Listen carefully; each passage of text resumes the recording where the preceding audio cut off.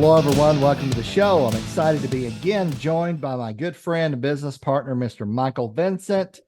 We do these media broadcasts on sustainability topics, and we also work together in fuel reduction, emissions reduction, and plastics waste reduction with monetary benefits for companies and individuals. So it's a lot of fun doing all of this work. How are you doing, Michael?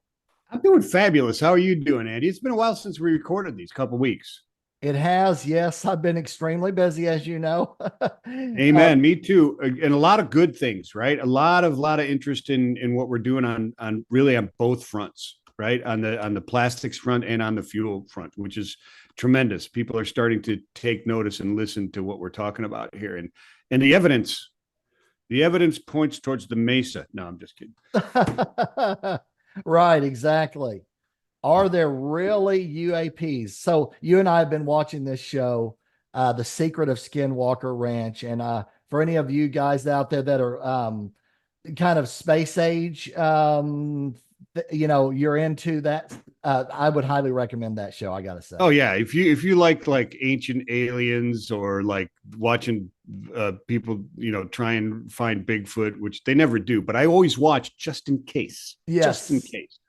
The Secret of Skinwalker Ranch is a that's right. tremendous show. It's a It is a fantastic tremendous show. It is very, very compelling.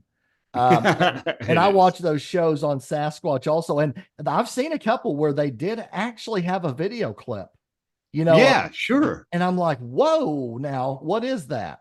What is that? Walking on the top of that hill, that's not a human being. I don't know what it Yeah. is, but so, oh my gosh, I get into those shows too.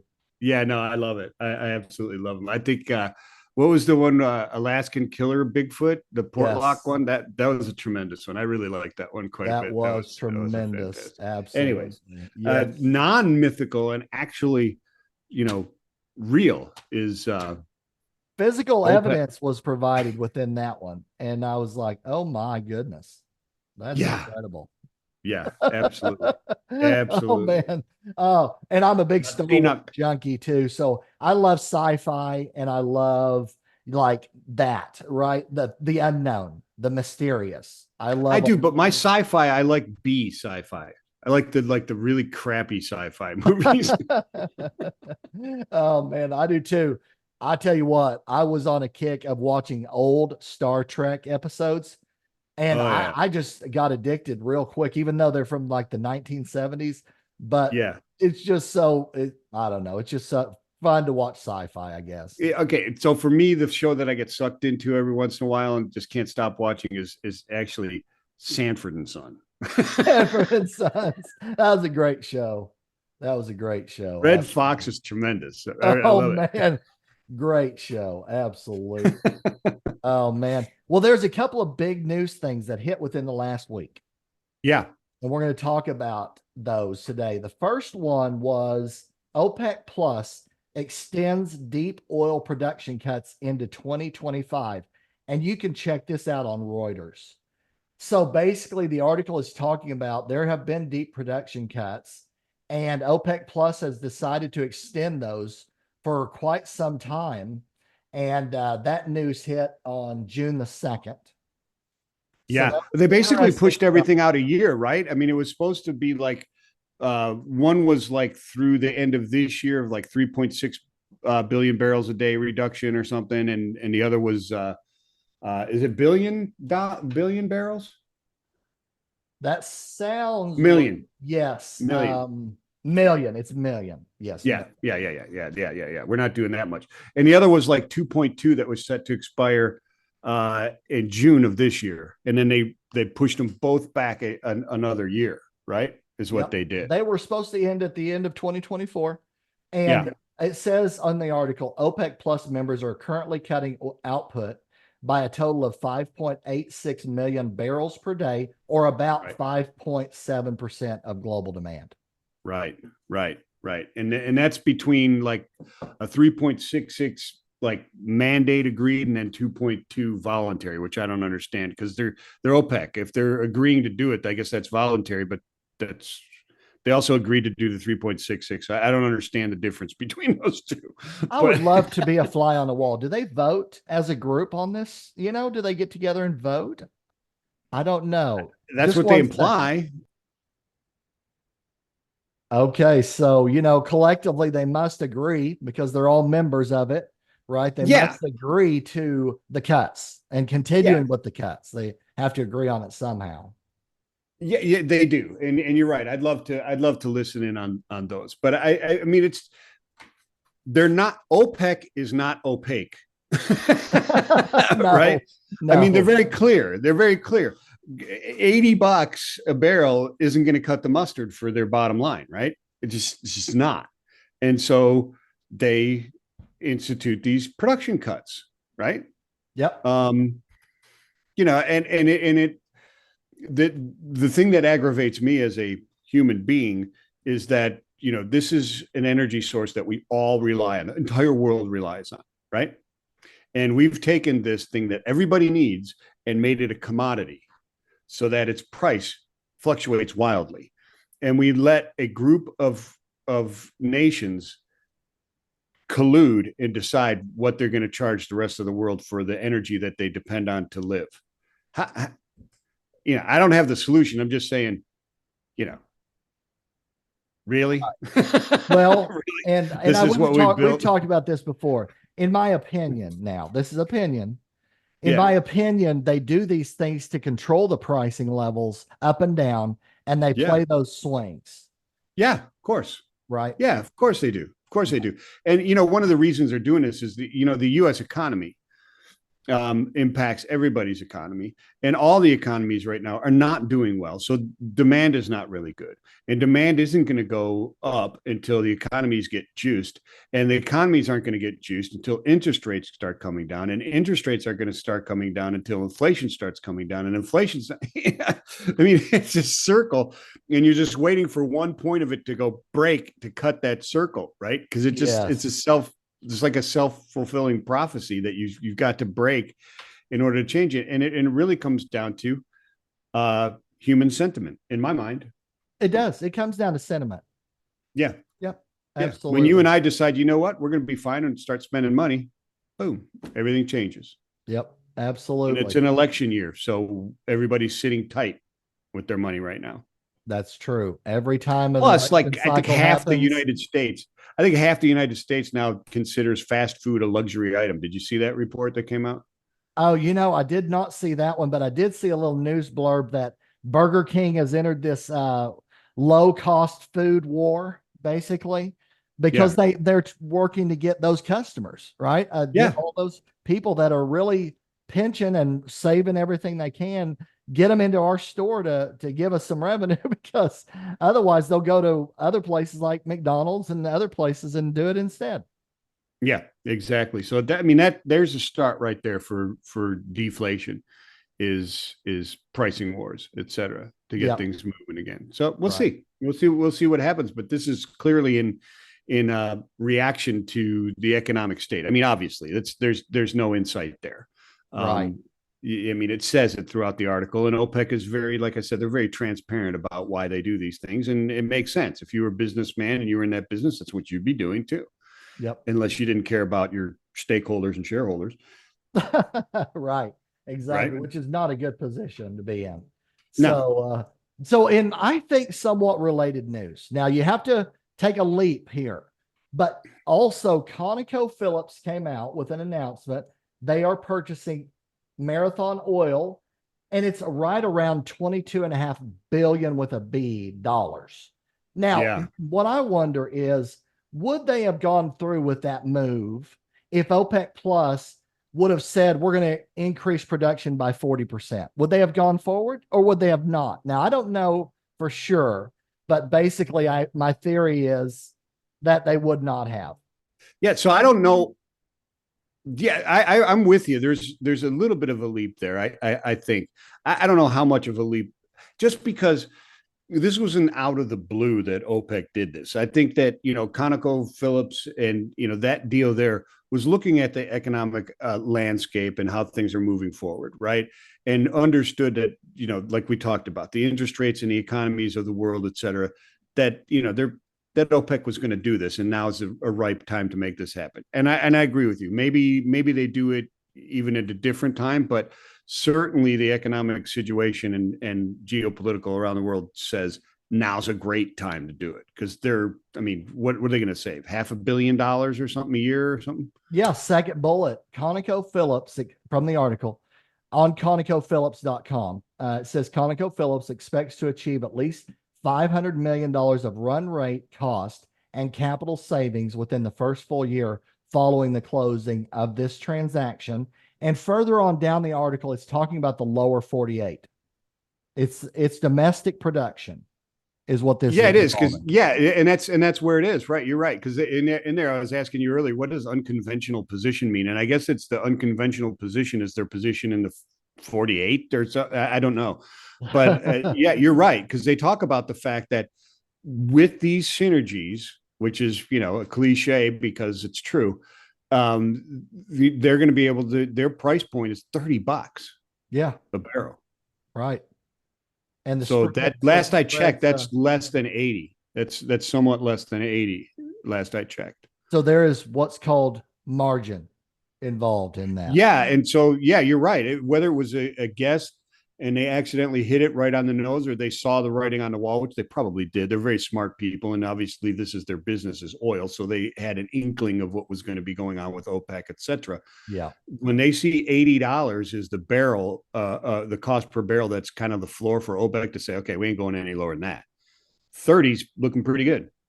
Yeah. Right. They get it out of the ground. Apparently, from the article, they're getting it out of the ground for about $30 a barrel.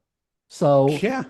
So there's margin with where the price of oil is. And I think when you see a $22.5 billion purchase, they're very smart, like you said. They know what's going on in the market, and they go, I'm betting we're going to do plenty of production in the lower 48 to make this a good deal. I'm guessing a little bit of due diligence occurred. I would hope. Yeah. I mean, it's not a flyer, right? No. This is not a flyer. Yeah. Anything over $10 billion, you got to do due diligence on. That's my motto. That's my motto. Yes. If it goes beyond 10 billion, I am going to do some due diligence on it. Yeah. Yeah. Absolutely. Oh my goodness. Oh, it's so funny. Yes, I'm sure there was a considerable amount of due diligence done on a deal of that size right there.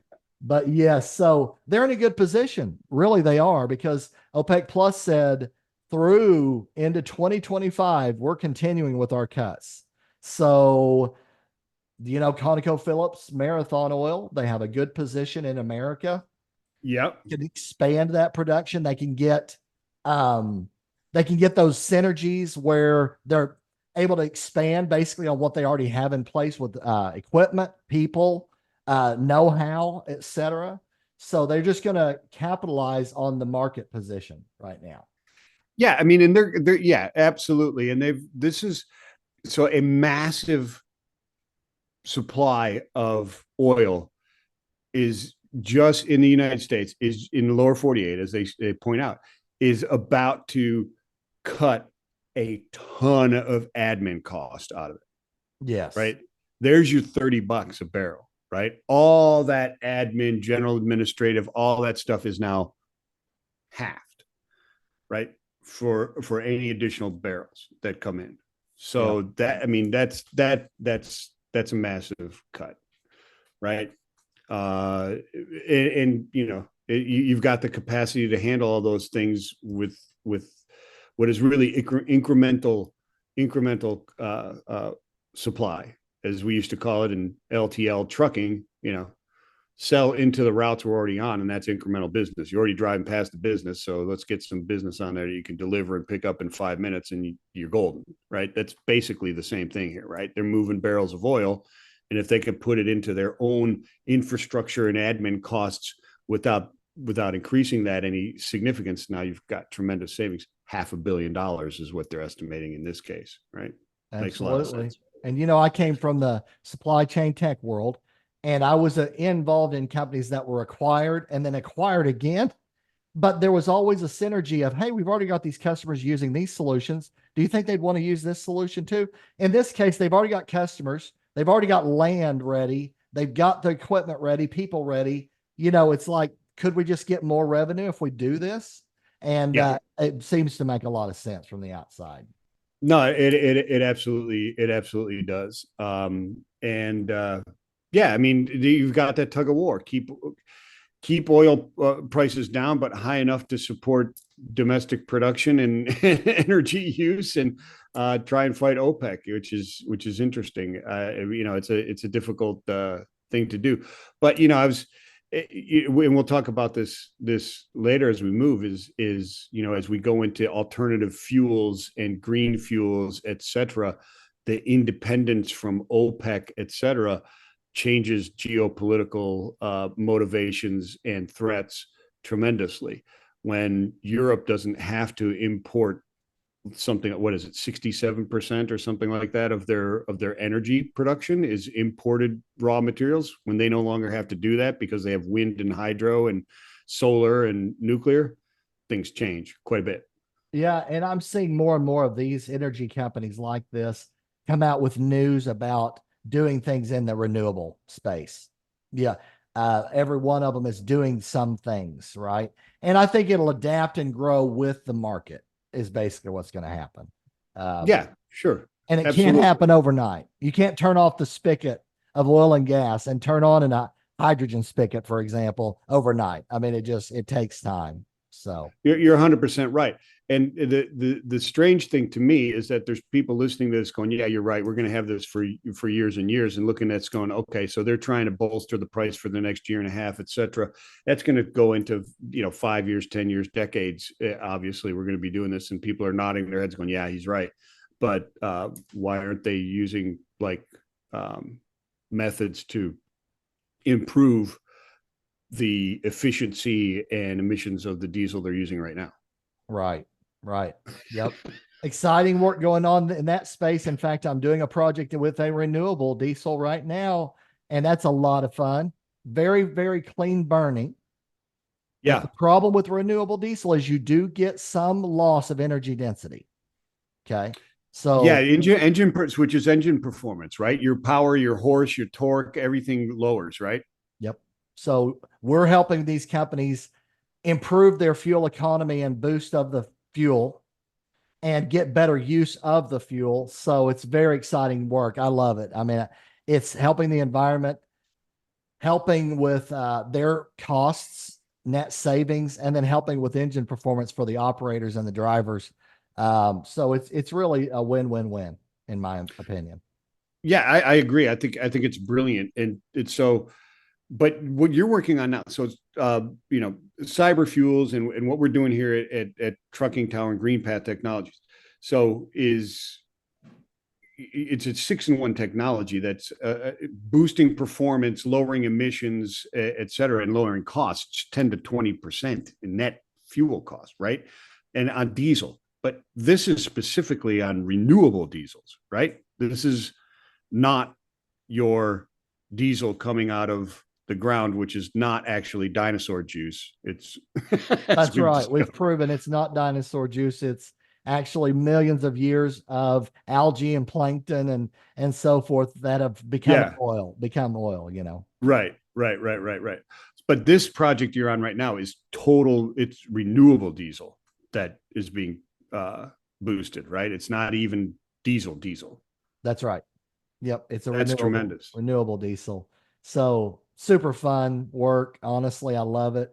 And we've got a lot of great tailwinds in the market, and the fleet execs I talk to, they're looking for solutions that don't cost them more money. That's what they're used to. Oh, this new tier of engine, it's great, but it's going to cost you 50 grand more. They're like, well, could I go greener, but not spend more money somehow? Could I do that? And the answer is yes, you can do that. You absolutely can. And, there was an article that was, and I think it was in Trucking Diver, Supply Chain. I forget what it was, maybe Business Insiders, but it doesn't matter. Many people reported on it. Shelley Simpson from, JB Hunt. Obviously, if you're in transportation at all, you know who Shelley Simpson is, and JB Hunt at the ACT conference was talking about how all the customers want green and sustainable transportation and logistics solutions, but it's the cost that they don't want to bear, obviously, right? And so if you're a trucking company, and specifically in times like this, your pressure is to go green. Your customers want green. They're going to go with somebody who's green, but they're not going to pay that extra. You can utilize the technologies we're talking about here to provide a sustainable, green, and cheap logistics solutions for your customers, right? I mean, that's what we're talking about. Absolutely. Yep. So much fun working in fuel reduction, emissions reduction, and plastics waste reduction things with you, Michael. Lots of fun things going on there. And I guess we'll put a wrap on this episode, but we'll have more sustainability topics, of course, in the months ahead. But for today, thanks for joining or listening, watching, listening, everybody. And we appreciate your comments. Please feel free to chime in on anything. And we will see you guys on the next one. Amen. Peace and love, everybody.